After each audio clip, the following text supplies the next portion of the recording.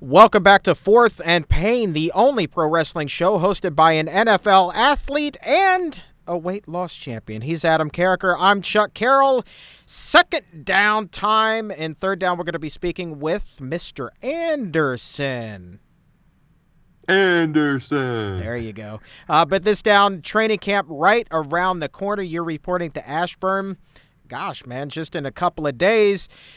And preparing for the hell that is the 5 weeks of training camp. I've noticed that you've been all over Twitter, all over Facebook, posting videos of you doing ridiculous lifts. And I know that this is something that you take extremely seriously, very extremely seriously, is your lifting regimen. It's something that you're as proud of as I am of my weight loss. And so I saw something this week that you posted up about a close grip bench press. Or at least you and I maybe discussed about it. What is the difference between a close grip and a regular grip bench press? And why is it that you can maybe lift more weight with one versus another? Yeah, well, the first video I put up was just my regular bench press, and I did 500 pounds with chains, and I did 5 reps. The next one, which to me is actually just as impressive, is a close grip. You know, in a regular bench, you're way out here. In a close grip, you're in here. So basically, it's more triceps versus pecs, but then also it's a longer range of motion. But when you're playing football, honestly, if you're out here, it doesn't matter how strong you are. It's the guy who gets the inside hands is going to win. So you try to work on that close grip bench so you can have that actual playing type strength. But it's a lot harder to do because it's a lot closer. You're not using near as many muscles. So when I did 500 for 5 with the chains on the bench, to me, doing 405 with regular weight for 5 reps on the close grip is just as impressive because it's that much more difficult. That put me at just under a 500-pound close grip bench press, and I've never known anyone who had a 500-pound close grip bench press. I'm sure there's people that have. I've just never met one. That's ultimately my goal one day. And actually, today I just posted a thing about doing dips with. I weigh 305. I have 180 pounds, 4 plates hanging from my chest, and my clothes are at least 15 pounds. So it's 500 pounds, and I do it 10 times. And that was actually, it wasn't that hard. The thing is, I've been doing these lifts. There's been teammates in the past who are all about filming their lifts, putting them out there for people to see. I know who you're talking about. There's never been anything wrong with that. I'm not making fun of anybody. Obviously, I just did it. But I had never done it. Well, this year, I'm like, you know what? I do this. This is just what I do. I'm not even trying to max. I'm not like carb loading. I'm not taking a day off and then doing this. Is just my regular workouts. I don't know what I would do if I actually maxed. I'm like, I'm just going to record some of my bigger lifts and my workouts and just post it because I was doing 490 pounds every day on my bench press. Every time I was doing it, I just threw another 10 on and said, hey, it's 500 and recorded it. And with the dips, that's what I always do. With the close grip, that's what I always do. So it was just a matter of, hey, let's just have some fun with it. Let's record it, and we'll just throw it out there for people to see. What is wrong with your face? I don't know. I was just having spasms. Okay. That's all. You don't have to worry about my face. You only have to worry about what's going on in your mind. That's all you need to worry about is what's going on in your mind. Well, I wasn't worried about your mind. It was your face, but that's a common problem. Here's my. Wow. Did I tell you about what I wear during my workouts last week? Seriously? Yeah, I remember. But first of all, no. Well, we recorded a show, but then we didn't put it out, so I didn't know if the show we put out, I actually talked about it on there. Well, let's revisit for the sake of argument here because, well, we don't want to let people know that we had technical difficulties and had to take last week's show 3 different times. But, yeah, that did, in fact, happen. And I do remember the conversation that you had, but let's bring our listeners up to speed about, how you dress and the environment in which you actually work out. So normally training camp practices of my first 2 years there with Shanahan and the Skins have been at 8:30 in the morning, which it's a little hot. It's August, it's July, it's a little humid. It's not bad, but we're usually done by 11 or whatever, 10:30. And we're off the field before it gets hot. This year, we're practicing at the hottest part of the day. It's like 2:30, 2:45, 3 o'clock, whatever it is. That's going to be hot. That's going to be humid. And I live in Colorado, which is, altitude. So that's something we don't have there that helps me here. It does not get as hot here. It does not get as humid. So basically, in an attempt to try to mimic what I'm going to go through in training camp, I put on a t-shirt such as this, a long sleeve shirt, one of my winter Nebraska, like this is what I wore in Nebraska in the winters when it's 0 degrees. And the bears are hibernating because they're smart enough not to go outside. And I'm wearing this Nebraska hooded sweatshirt, then I'm wearing a winter stocking cap, and then I put the hood on. You can just look at the videos. That's what I'm wearing in the videos. And then I go run outside, and then I go lift at the gym. And on the way to running, again, what's wrong with your face? On the way to the gym, I'm cranking the heat at 90 degrees, full blast, as hot as it'll go. When you get back to your car, it's always 10 times hotter than when you left it. I don't cool it down. I don't roll the window down. I blast the heat. I make it hotter. And it's just my little attempt at trying to mimic that heat, which is just going to be ridiculous throughout training camp. And then I lift. I do 500 pounds. I do 4 or 5 on the close grip. This is just how I've been training. And I sure hope it pays off because it has not been a lot of fun. I love training, but the heat aspect has not been that enjoyable. There's been a couple times where I've had to lay down because I was close to passing out. Are you getting enough fluids in there? Seriously, as a guy that just had heat stroke, are you getting enough fluids in? All right, so this isn't what I usually drink. The one I usually drink is 24 ounces. This one's only 16. The other one's in the dishwasher. So I drank, guess how many of the 24 ounces I drank today? Just take a guess. 5? It was a lot. Just was take it a 5? guess. I'll go 5. Times that by 4. You drank 20? 20. I drank over 400 ounces of water, and I wasn't even trying to. I was just dying of thirst. Just kept drinking. And the fact that you're able to sit here without running to the bathroom is quite amazing to me. And to be honest with you, I'm still thirsty right now, but I know I'm going to bed and I don't want to be up all night peeing. So I'm limiting myself to a smaller glass. If you notice, it's much smaller than the one I normally use. Good man.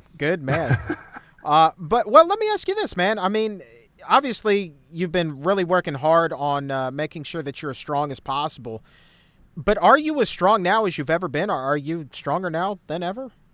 On my lower body, I try to be more explosive. And like last year at this time, I was doing 500 pounds on squats for 7 reps. I haven't approached that because I try to stay around 400 pounds, and I just try to be explosive with it because lower body is about speed and explosive and quickness. And that's why I've really focused on my upper body lift strength-wise.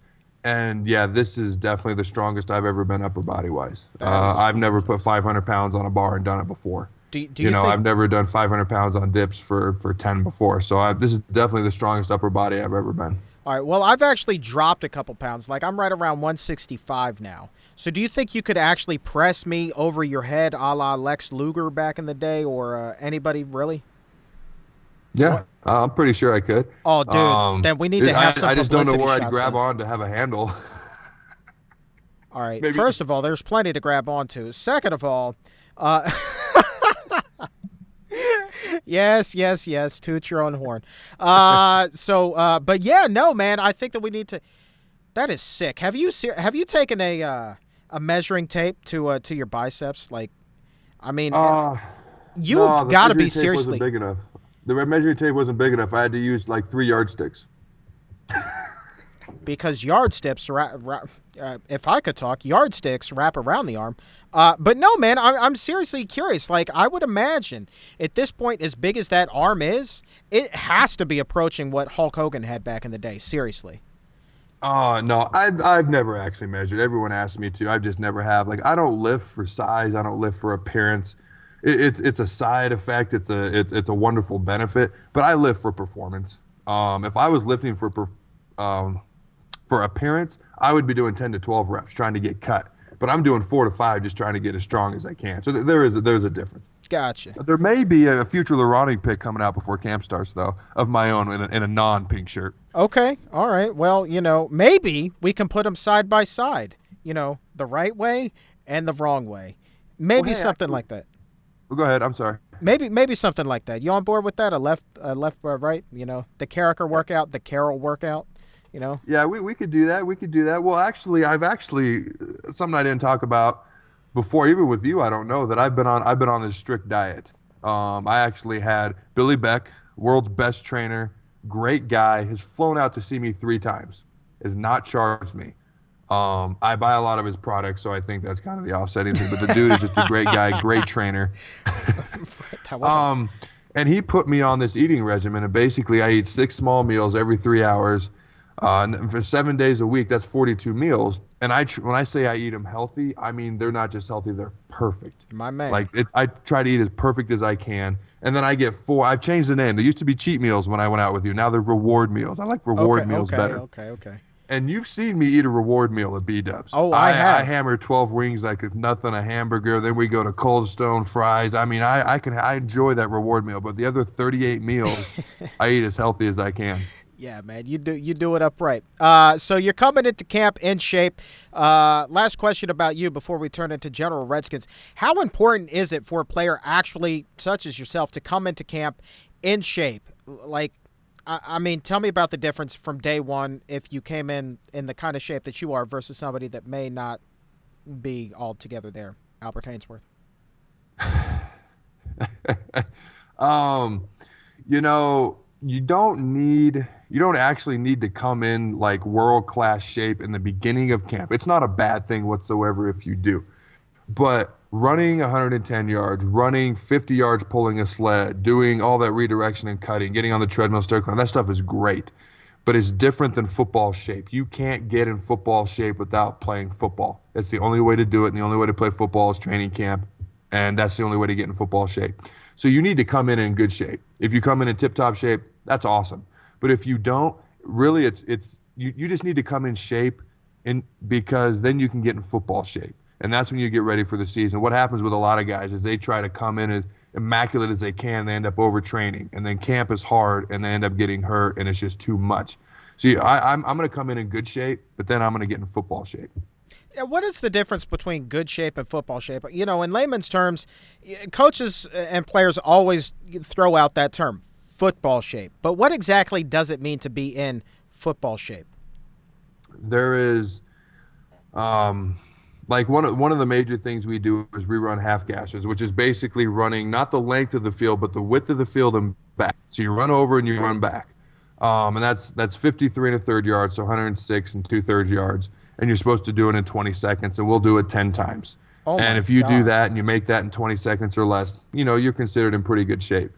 But you can do that, and then on the first day of practice, you'll be sucking wind because there's a difference between doing that and taking on a double team and then sprinting 20 yards. And then running 10 yards this way and running 10 yards that way and trying to tackle a 240-pound man who's one of the best in the NFL at being a running back.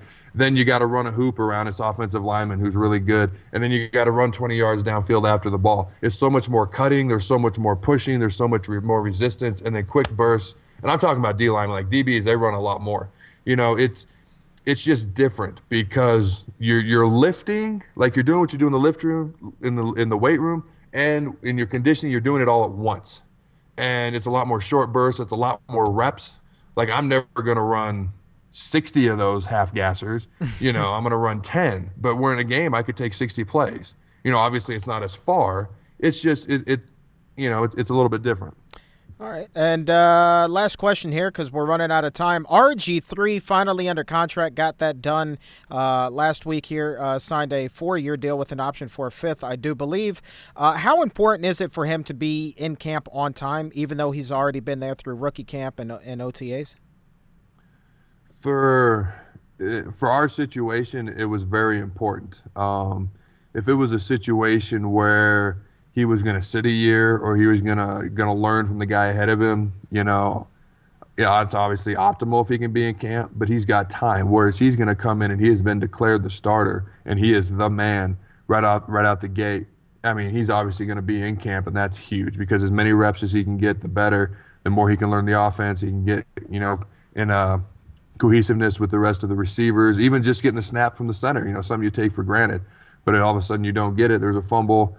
They get the ball at our 10-yard line. There's a touchdown. You know, it's just little things like that. I think it's going to be awesome, and I think it's going to really pay off. Well, all I know is around here in D.C., man, the Redskins Nation has just gone absolutely bonkers over the fact that this kid is finally under contract. They finally have their face of the franchise for 4 years now, and I mean they are just over the moon excited. And hey, training camp is starting too, so you better believe that place is going to be packed this year. There's going to be a ton of fans. There's more fans at a Redskins training camp practice than I've ever seen in my life.